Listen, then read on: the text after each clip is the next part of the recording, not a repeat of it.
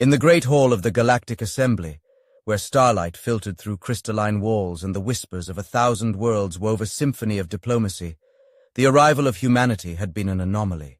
No guardian entity had introduced them, no divine patron spoke for them, and yet they came, scarred, resilient, and offering friendship with hands forged in both creation and destruction. For centuries, the Assembly had observed humanity with fascination. Earth, their home, was a death world by every metric. Tectonic upheavals, volatile weather, predators that stalked with deadly efficiency, and pathogens that evolved faster than defenses could be built. And yet humanity thrived. They built civilizations atop the ruins of their predecessors, rose from ashes of self-inflicted wars, and reached the stars not with divine guidance but through stubborn ingenuity. The Zothran, however, saw none of this as strength. Forged by a god of conquest, the Zothran were a race bred for domination. Their guardian, the Warlord Eternal, had gifted them with the tools of subjugation, and they saw humanity's lack of a guiding deity as a fatal weakness. To them, humanity was a species ripe for conquest, their open arms seen as an invitation for chains. So they declared war. The Galactic Assembly watched in muted horror. Humanity had come to the stars preaching unity and peace, but they were ill-equipped for a war against a species so practiced in conquest. The Zothran fleets advanced, their weapons bristling with divine blessings and technological superiority, and humanity's colonies began to fall, one by one. It was then, at humanity's darkest hour, that their ambassador stood before the Assembly. Her name was Mira Solis, a diplomat who had charmed even the most xenophobic species with her wit and warmth. But today her face was pale, her voice a steel edge as she addressed the gathered delegates. We have asked for peace. We have pleaded for reason. And now we call upon our oldest opponent. A ripple of confusion swept through the Assembly. Opponent. Humanity had no guardian. Mira raised her hands and her voice became a shout that echoed across the chamber. Come, Death. Humanity calls upon you. For a moment there was silence. Then the lights dimmed and the air grew heavy with an ancient primal presence. Shadows coalesced in the center of the chamber, taking form. A tall, cloaked figure with eyes like twin black holes, a scythe resting against her shoulder. Death! She was beautiful and terrifying, her voice a melody of ruin as she laughed, a sound that chilled even the Zothran emissary to his core. The great hall fell silent as Death loomed over the Assembly, her presence suffocating and electric. But instead of addressing the galaxy's collective awe, her black hole gaze turned to Mira Solis, the human ambassador. Well, well, Death began, her voice laced with a kind of sardonic affection. Look who finally called me. I was beginning to think you'd forgotten me entirely. Mira crossed her arms, meeting Death's gaze without flinching, though there was a steeliness in her posture. Oh, don't flatter yourself. We've been a little busy, you know, surviving all the fun you've thrown our way.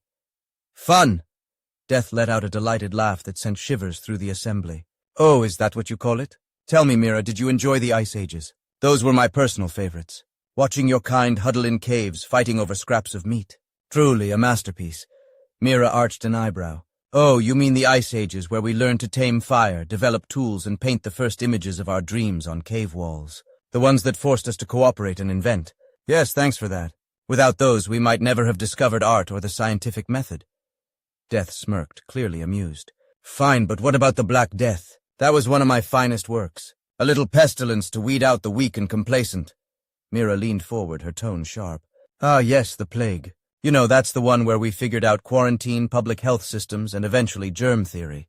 We even built whole medical disciplines around stopping you in your tracks. Sure, millions died, but the survivors became stronger, smarter, and more connected.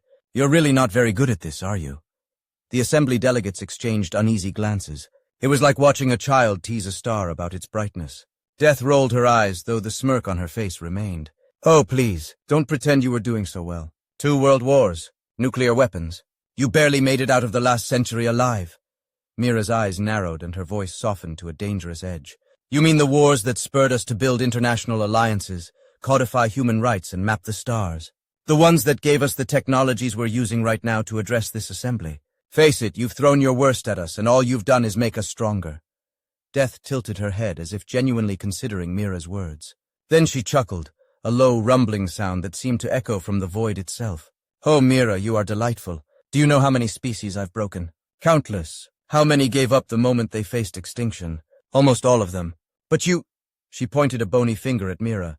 You keep getting up.